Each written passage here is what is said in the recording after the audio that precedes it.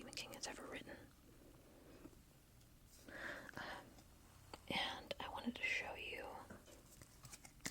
that I went to a bookstore and I actually found the same cover with the bookmark. So definitely gonna use those together. That's like the whole point of life. I also have another one from Stephen King that I started. I bought this at Wall of Books back in Oviedo for like $8. This is The Shining. It's shining alright. It's 2:17 in the book, but in the movie it's 2:37. Interesting. The room number. I started that book and I liked the first chapter. I keep not reading. Where did I buy this? I think I bought this at Target maybe, and it's by Lucy Foley. It's called The Guest List. It's supposed to be more like suspense. It's an exclusive wedding on a remote Irish island. The bride, the plus one, the best man, the wedding planner, the bridesmaid, all have a secret, all have a motive, but only one is a murderer. Some of these are true crime, by the way. I like true crime. This one is Under the Banner of Heaven. You might have seen the show based on this story. It's a story of violent faith. And it says, on July 24th, 1984, a woman and her infant daughter were murdered by two brothers who believed they were ordered to kill by God.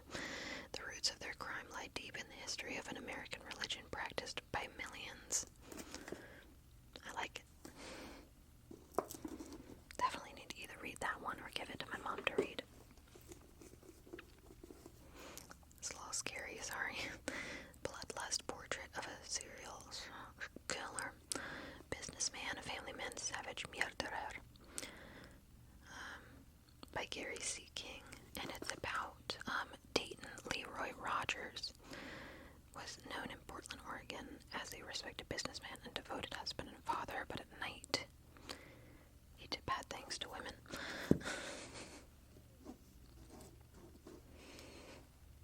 Let's see. Here we have another Katie Cotugno book, or Cotugno. I never know how to say her name. This is Liar's Beach, and I thought she only wrote teen fiction, but I guess she also writes like suspense and like grown-up fiction. I saw this at so it's normally $12.99, but I found this at the counter of the Starbucks in Barnes & Noble for $5, and I read the name Katie Cotugno, and I was like, oh my gosh, I gotta get it. See, if you make one good book, you could have a purchaser or a buyer for the rest of your life as an author. This one is another true crime. It's the Bundy murders. Did my mom read this and give this back to me? I don't know. I think she just wanted to read it. Theodore Bundy. A comprehensive history, because his story is very captivating to me. I don't want to say it's interesting to me because that sounds bad, but it's very captivating and very shocking to me. So I like to know exactly what happened, and because with the FSU story, how that's like right near me, I like to learn more about the order of events and exactly how it all went down, because it just interests me, true crime.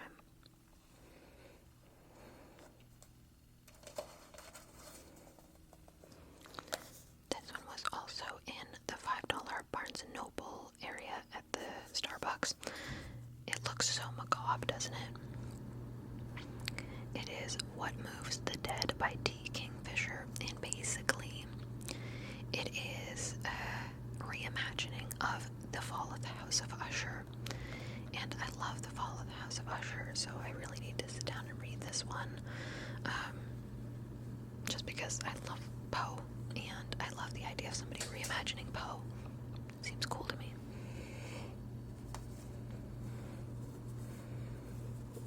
Getting back to one from college, when we were doing creative writing and reading, we read Neil Gaiman's The Ocean at the End of the Lane, and I remember it being pretty interesting, but at that time I was so adamant was supposed to do in reading that I kind of just skimmed it, and it was like, but I remember it being a good book with a lot of good twists and turns and very good writing.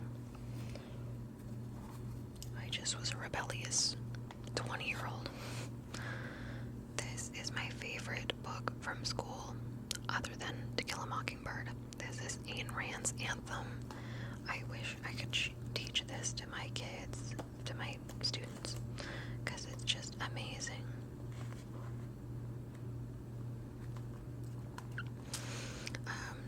You can see it's like a student edition. I think my teacher allowed me to keep this, because it even says some other kid's name on it too. It's kind of worn and torn, but I loved this book so much, I think my teacher let me keep it. Back when you could kind of do that. Just a beautiful story of a oppressive society and the fight for freedom and love. That's all I'll say about it. I don't want to spoil anything else, but basically like dystopian kind of. Here we've got The Art and Craft of Fiction, a writer's guide.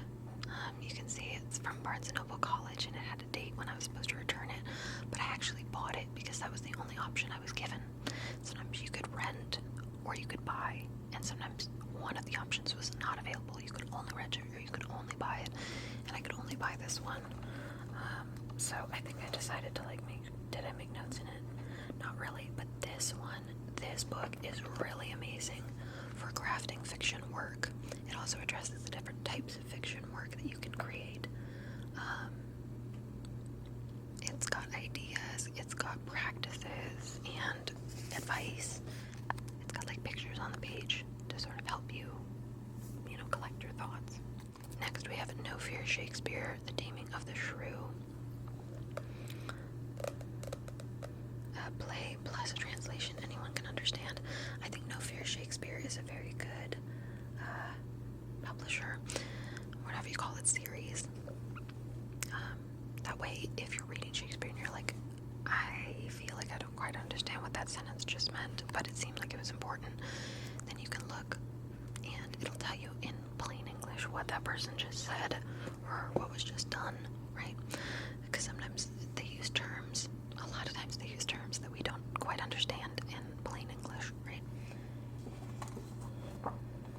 I think one of my cats chewed on it, but this is Backwards and Forwards, a technical manual for reading plays. This one was really good too. I just think there's a lot of empty room in here. I talked about this one a little bit ago. This is To Kill a Mockingbird by Harper Lee, one of my top two favorite books that I read in school. I also liked Jane Eyre. I wrote Morgan's book, Property of Morgan, Do Not Touch Except for Morgan, or the teacher. So this was the student copy that we were given, and you could write notes in it, and you actually had to write notes in it. So like for instance, Scoot did something bad, and I said Scout did something bad, and I said bad Scout. Like I didn't know what to write for notes. At the time I wasn't a very good analyzer, and now I am, so I think I'd be better at it today. I bought this at an actual bookstore. I need to get back into reading for sure. Edgar Allan Poe, The Gold Bug and Other Tales. I think I bought this, at Wall of Books as well. So basically I went to, the section that would have had Edgar Allan Poe in it, and I was like looking for certain stories that I love. The Raven is a classic, but I was looking for The Telltale Heart, The Cask of Amontillado. What others? I said The Telltale Heart, right? And I was like, which one has the most stories that I enjoy in it? Because these are all collections, right? So this one has The Fall of the House of Usher, The Murders in the Rue Morgue, Ligia, I don't know, The Mask of the Red Death, The Pit and the Pendulum, The Telltale Heart, The Gold Bug, The Black Cat, and The Cask of Amontillado. So it had my three favorites, so I bought it. It was like $11, but that way I can go back and read it whenever I want to, because I love it. I'm glad I decided to do this in 2 parts. This one I read for a leadership class. I did like a lead program, and it's called $2 a day, and I really like this one. It's basically about poverty, about gratitude, and about income inequality. So basically, it's a research-based, like it's a nonfiction, research-based, and it's full of like statistics and very good information about the income inequality in America, especially America. This is one of the school books that I chose to keep because it's amazing. It's the best American essays from 2017. It's very non-fiction, I'm pretty sure. The essay is political and politically useful, by which I mean humanizing and provocative. So, it's mostly non-fiction. I would say they all are, because you kind of have to be non-fiction to make an essay. What am I saying? But yeah, it's like non-fiction essays and shorter essays that you can actually get through in a scholarly way, and I really like that. This one I bought at a bookstore because I had heard about it, and it was one of the ones that you hear about in a magazine or something, and you're like, oh, I like that idea. The Auschwitz Photographer. I love stories of like specific people in a huge event. So like there's the Auschwitz Photographer. There's also another book about someone that worked at Auschwitz. This one is really important though because he was capturing photos of people right before they would be killed, right? So the forgotten story of the World War II prisoner who documented thousands of lost souls. I started reading this one. It's very interesting. And it's very heartbreaking too because he was somebody that didn't want to participate, but he was a prisoner and he also happened to be a good photographer. So it's one of those things where you're trying to survive, so you let yourself be useful to people that are bad people, right? And it's almost like you're participating, but you're not trying to. This little acting book, a practical handbook for the actor. This one was also super important for my acting class. We would read parts of it and then go in. If you follow this like gospel, you can be a much better actor. I will say that.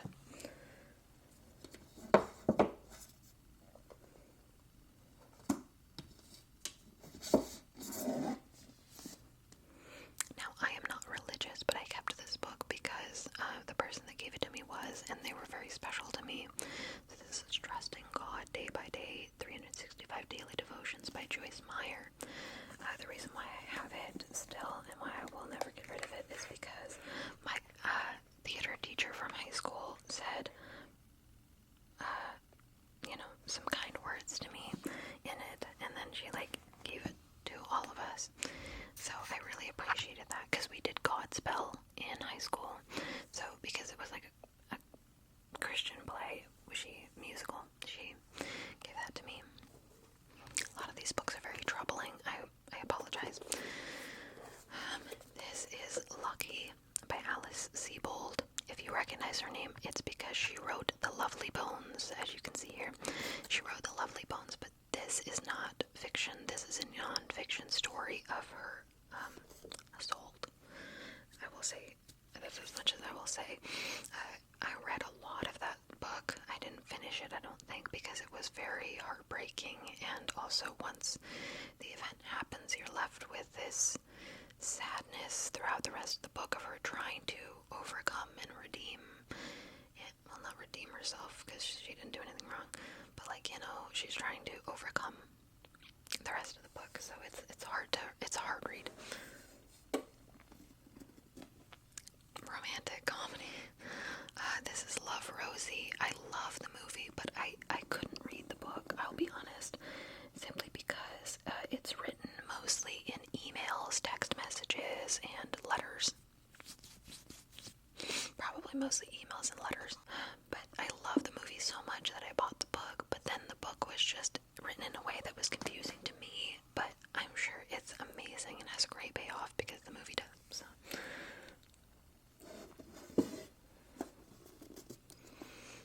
Another romance. This is about a hockey player. I've only bought one hockey rom-com book. It's called Score. And it's a San Francisco Thunder novel, so I think it's a bit more, it might be steamy, I don't know. But it's about a hockey player. I've got to read all of these, I swear.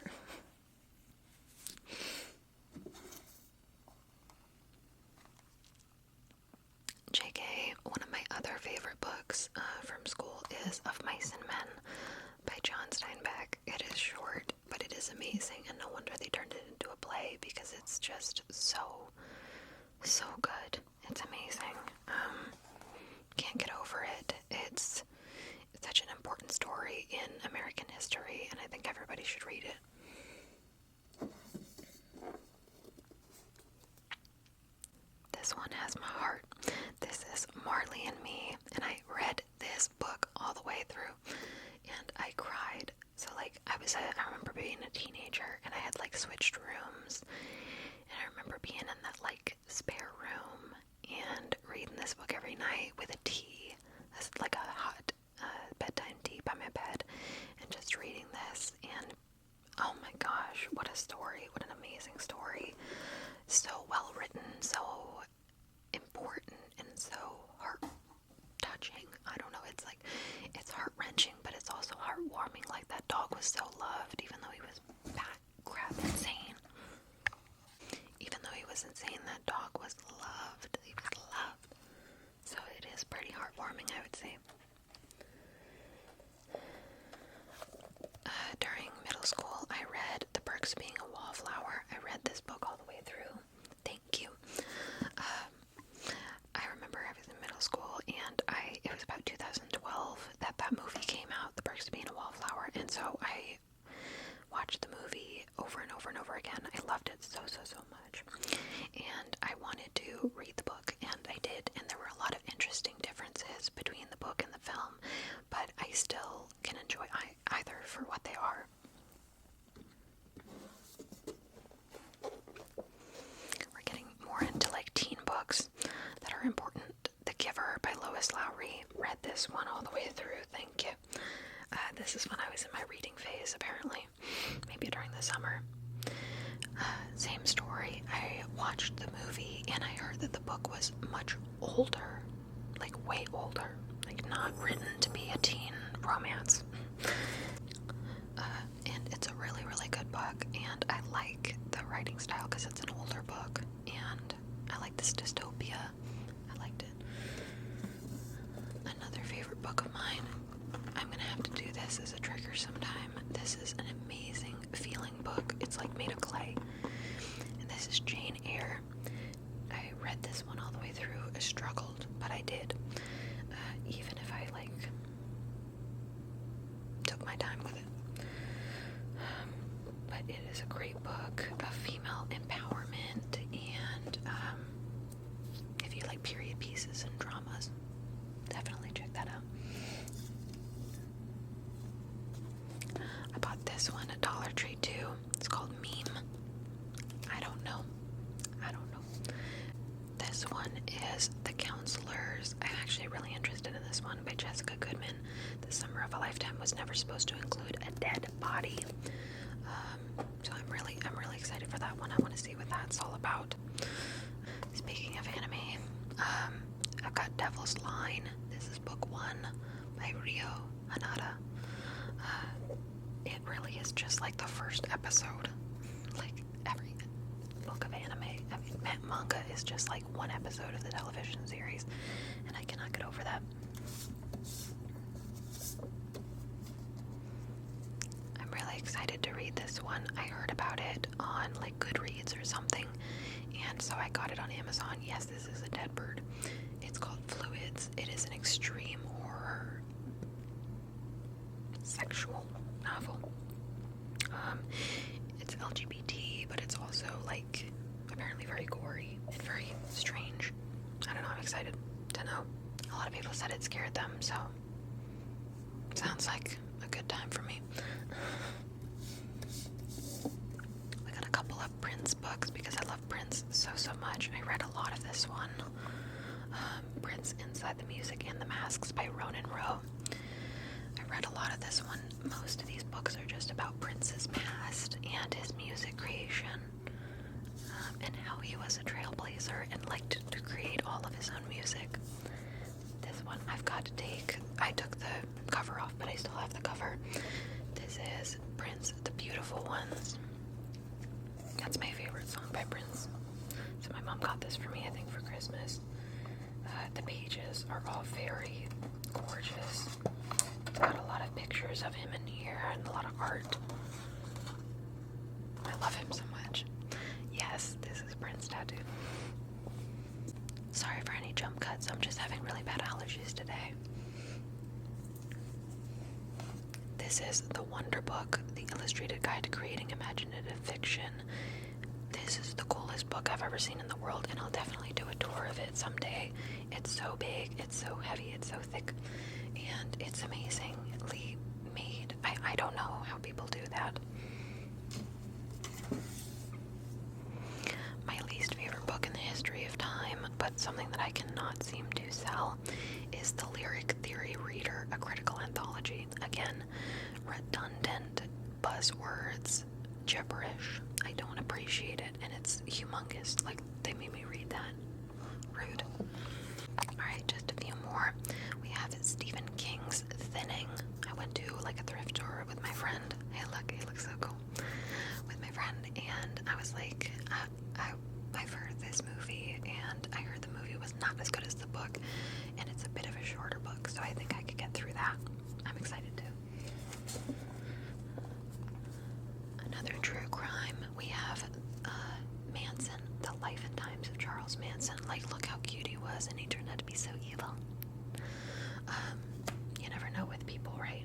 I bought this at Wall of Books when I was in my true crime phase, and I know my mom would love to read that one and the Ted Bundy one. I sold the original 50 Shades of Grey series because I read through all of that, but I do have the Grey series because I have not finished reading those ones. So I have Grey, written from Christian's perspective. I have Darker, and Freed. So normally this would be 50 Shades of Grey, 50 Shades Darker, 50 Shades Freed, but because it's from Christian's perspective, there's no 50 Shades in it. Lastly, we have, a couple of lastlies. We have the Best American Erotica 2007. I found this in like a little thrift store. I forget what you call it, like an antique store, and it was like $1, I think. So I picked it up. It's pretty good. It's pretty good, and it's good to read older stories, you know. And now, finally, I have It's Not Okay by Andy Dorfman. I watched her season of The Bachelor and loved her, and I don't know how I will, like, it's a really good piece of reality TV to learn about, but it's also very irrelevant now because she's married with a child and she's happy, so it's like all of that stuff doesn't really matter anymore, right? Like, it does for her story, but like, she's moved on and she's happy now, so I don't know if I'll really take the time to read it. I read the parts of it I wanted to know, like what happened in the fantasy suite, all that stuff. So that is my book collection. I'm now going to have to reorganize all of it, which I should have done before because I put them all in different sections. So I hope you enjoyed. I've got a couple of bookmarks that I made. This one I made. It says every chapter is a new adventure. Very cute. I've got some classic bookmarks. I've had this one for my whole life, I think. This one I've had for ages, since I was in elementary. It came with something, ice cream. And then this like little Monsters Inc. one.